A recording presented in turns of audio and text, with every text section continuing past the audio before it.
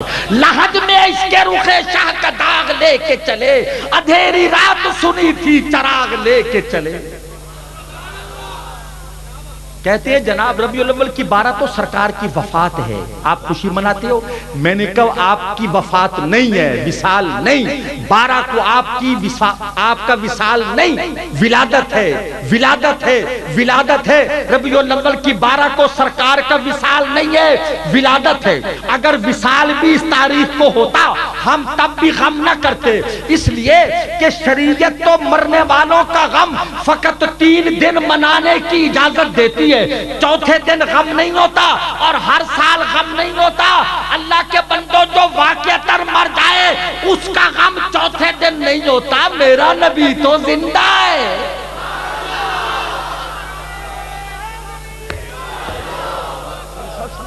بڑی مہربانی۔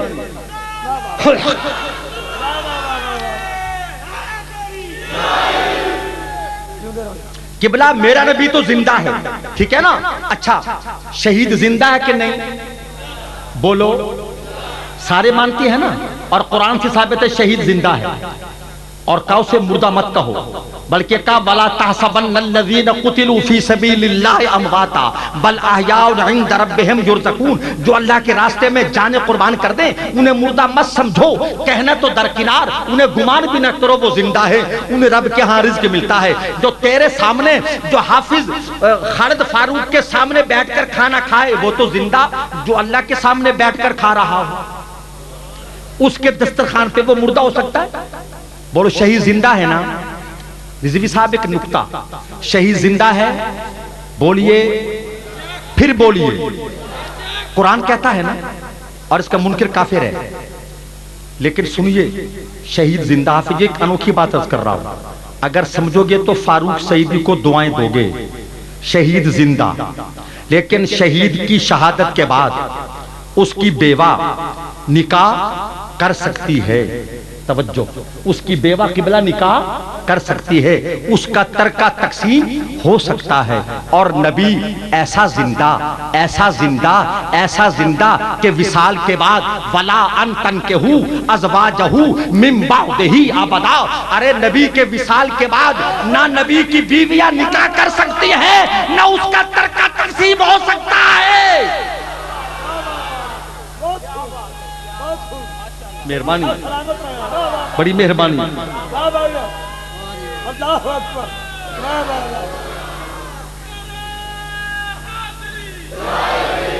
یہ ٹٹ پوجیا اور چپڑ کناتیہ ملا ہمیں سمجھاتا ہے کہ غم کرو۔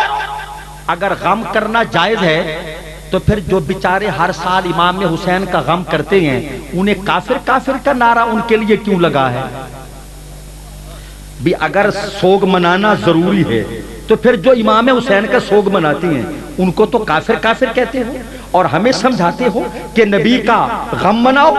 ارے جس کا نبی مر گیا ہو معاذ اللہ وہ غم کرے، ہمارا نبی زندہ ہے، ہم زندہ نبی کا میلاد قیامت تک مناتے رہیں گے۔ اور ہم سے پوچھتے ہو عید کہاں لکھا ہے؟ میں نے کہا قرآن میں لکھا ہے۔ آئیے عید کا ثبوت قرآن سے دے دوں؟ جے تسی نہیں نہ بولنا تے پھر میں نو بھی نکالی نہیں میرے سونیا۔ بھئی یہ میں پنجابی بول رہا ہوں، زبان میری سرائکی ہے، میں کہہ رہا ہوں آپ کو بتا دوں کہ عید کا لفظ کہاں ہے۔ وہ کہتے ہیں جی دیکھو نا جی عیداں تے صرف 2 نے نا جی، ایک وڈی عید تے ایک چھوٹی عید، اے وڈی تے چھوٹی عید ہے تے تیسری عید کتھوں آئی؟ میں نے کہا جاہل کہیں کے، کس نے کہا فقط 2 عیدیں ہیں؟ حدیث میں آتا ہے کہ ہر جمعہ عید کا دن ہے، اس لیے کہ آدم علیہ السلام کی ولادت کا دن ہے۔ سبحان اللہ۔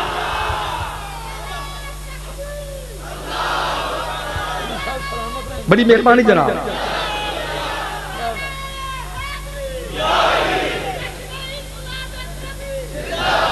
ہر جمعہ عید کا دن، کیوں؟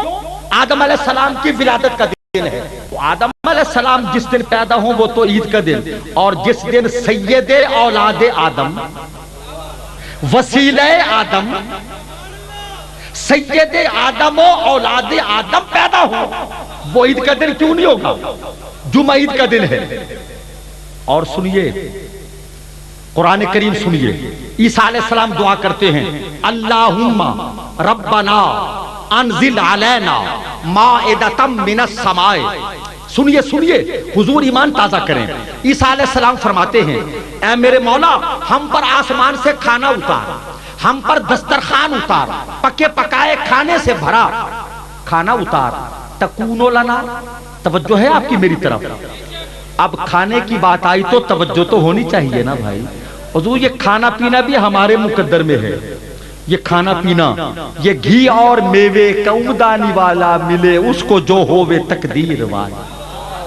جس کے منہ سے نبی کا ذکر ہو حلوہ بھی وہی کھائیں گے، اور جس کے بوتھے پہ دھوڑ ہی دھوڑ ہو وہ نبی کے میلاد کا تبرک کیوں کھائے؟ اس طرف بھی آدمی ہے اس طرف بھی آدمی، ان کے جوتوں پر چمک ہے ان کے چہروں پر نہیں۔ او سنیو، اس طرف بھی آدمی،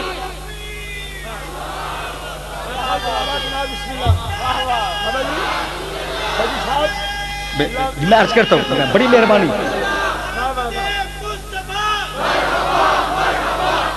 اس طرف بھی آدمی ہے اس طرف بھی آدمی، ان کے جوتوں پر چمک ہے ان کے چہروں پر نہیں۔ ارے ان کی تو قبروں کی کوئی قیمت نہیں، اور تو وہ ہے، تو بزرگوں کے مزار پر چلا جائے تو تیری جوتیوں کی بھی قیمت پڑتی ہے۔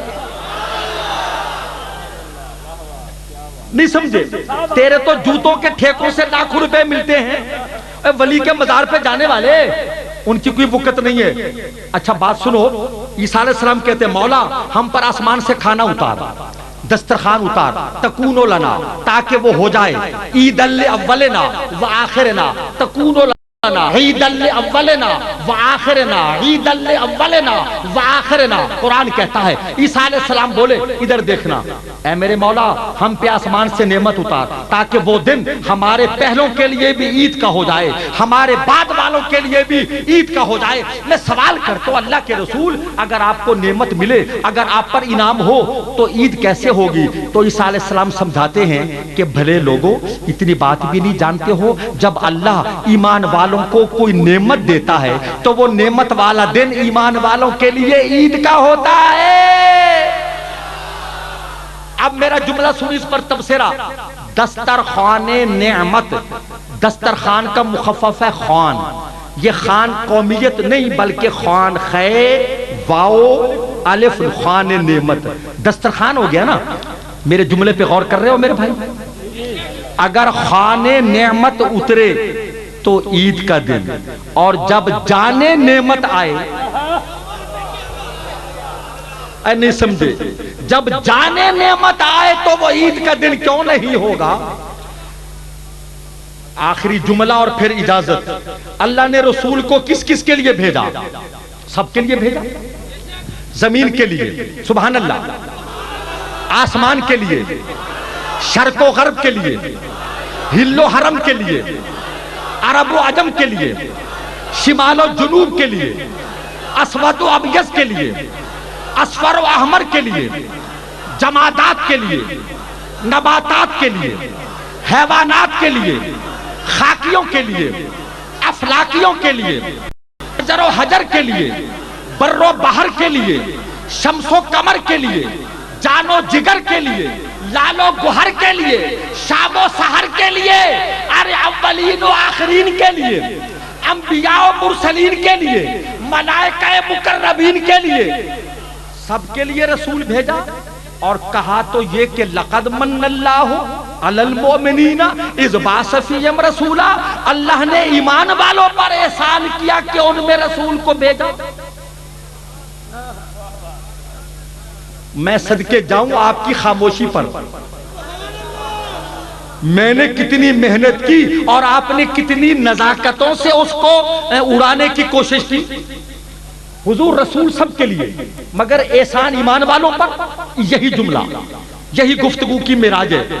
افتخار بھائی، رسول سب کے لیے، احسان ایمان والوں پر بار الہ تو نے انسانوں کے لیے بھیجا، کافروں کے لیے بھیجا، پتھروں کے لیے بھیجا، پہاڑوں کے لیے بھیجا، ذرات کے لیے بھیجا، ہر ذرہ کائنات کے لیے بھیجا، اور احسان ایمان والوں پر تو اللہ سمجھاتا ہے کہ بھیجا تو سب کے لیے تھا، مگر اس کی خوشی، اس کا جشن، اس کا میلاد فقط ایمان والے مناتے ہیں۔ ہائے ہائے ہائے،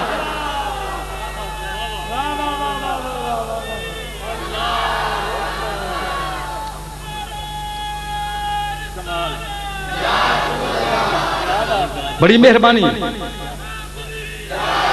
بھیجا تو سب کے لیے تھا مگر جشن مومن مناتا ہے، تو جسے انعام ملے گا وہی شکریہ ادا کرے گا نا، جس کو نعمت ملے گی شکریہ وہی ادا کرے گا، جس کو انعام ملے گا خوشی بھی تو وہی منائے گا نا، جس پر کرم ہوگا جشن بھی تو وہی منائے گا۔ کوٹ عنایت کے لوگوں، اللہ تمہیں سلامت رکھے، 50ویں جشن میلاد مصطفیٰ کی محفل منانے والوں، اللہ تمہیں سلامت باکرامت تا قیامت رکھے۔ جو اس کے مرحومین بانی ہیں اللہ ان کو جنت میں اعلیٰ مقام دے۔ اللہ بھائی حافظ خالد فاروق کو، مظہر صاحب کو، آپ سب کو سلامت رکھے۔ صدائیں درودوں کی آتی رہے گی، جنہیں سن کے دل شاد ہوتا رہے گا۔ خدا اہل سنت کو آباد رکھے، محمد کا میلاد ہوتا رہے۔